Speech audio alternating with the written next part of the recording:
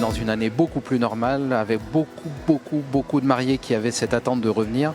Et très normalement, avec tous les reports des mariages de 2020 et de 2021, on a énormément de demandes pour 2023, mais déjà 2024, c'est quasiment la moitié des couples qui sont déjà là pour 2024. L'organisation d'un mariage est plutôt simple. D'abord, on décarcasse le budget, parce que c'est le nerf de la guerre finalement. Et une fois qu'on a le budget, on va créer un camembert et avec chacune des parties du mariage. Premier principal, on le sait, c'est la salle. Ensuite, c'est tout ce qui est traiteur. Et ensuite, on va descendre sur la décoration qui va avec le fleuriste, la location du matériel. Et ensuite, on va faire tout ce qui est mairie, église, faire-part, robe, costume, coiffure, maquillage. La plupart de nos clients qu'on a aujourd'hui, ils sont en projet mariage, ils ont leur date de mariage. Ils ont fait le plus dur à fixer la date et maintenant on est là pour les conseiller au mieux, pour les accompagner au mieux dans ce beau jour pour eux.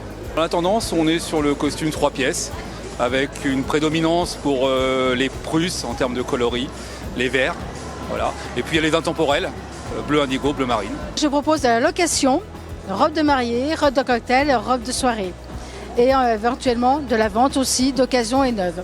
On est dans l'air du temps, c'est économe, ça permet une nouvelle vie pour les robes, ça évite que ça dorme dans les placards. Je propose aussi de la vente.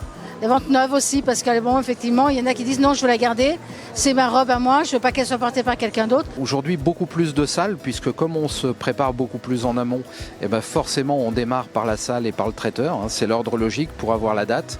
Je pense qu'il leur faut un lieu qui soit en adéquation avec les valeurs qu'ils ont envie de partager avec leurs invités. S'ils aiment la nature, il faut aller dans un endroit plein de nature.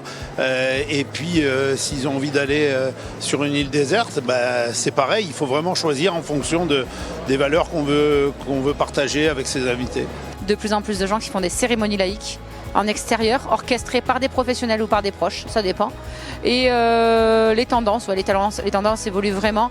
Là, on suit beaucoup les réseaux sociaux pour les tendances, sans oublier qu'il faut quand même 100% les personnaliser. Donc on les personnalise à l'unique. Donc l'unique, c'est quoi ? C'est le couple, tout simplement. Il faut que ça leur ressemble. Pour cette année, c'est vrai qu'on est quand même pas mal, je dirais, sur du bicolore. Les gens ont envie de changer un peu et partent plutôt sur du bicolore. Dans la plupart du temps, les gens aiment bien avoir un rappel par rapport à l'autre alliance.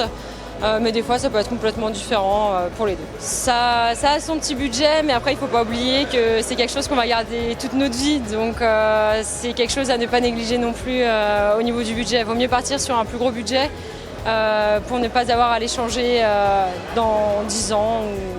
Si on manque celui-ci parce qu'on n'est pas dispo à la date, nous serons les 19 et 20 novembre à Alpexpo à Grenoble pour un très gros salon. Et évidemment, Grenoble est également une grande ville. Et puis après, ce sera séance de rattrapage en début d'année au Salon du mariage d'Aix-les-Bains les 7 et 8 janvier.